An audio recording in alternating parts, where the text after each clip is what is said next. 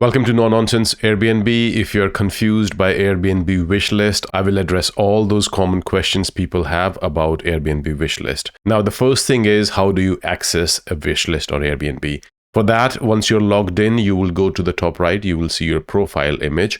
And the next to that is this icon. Click on that, and the first option you will see is the wish list. And you click on that, that will lead you to the page where you can see all the wish lists you have created so far.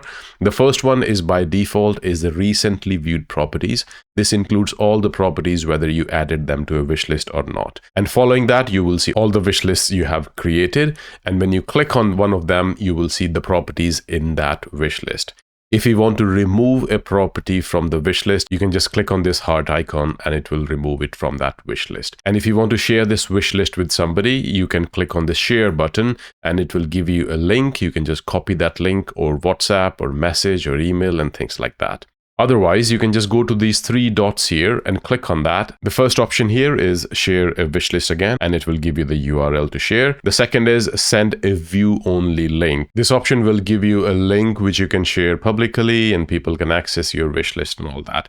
If you want to rename the wish list, you can choose the third option, and that will give you the option to change the name to something else. And lastly, if you want to delete a wish list, you can just click on this icon. And now let me show you how you can add things to your wish list or create a wish list. So when you're browsing for properties on Airbnb, to add something to a wish list, you will just need to click on this heart icon on any of the property. And by default, as you can see, it will add it to the most recent wish list you created. But if you want to change that, you can click on this change button here and a new menu will pop up, which will prompt you to choose one of these two wish lists, which I have in my profile at the moment.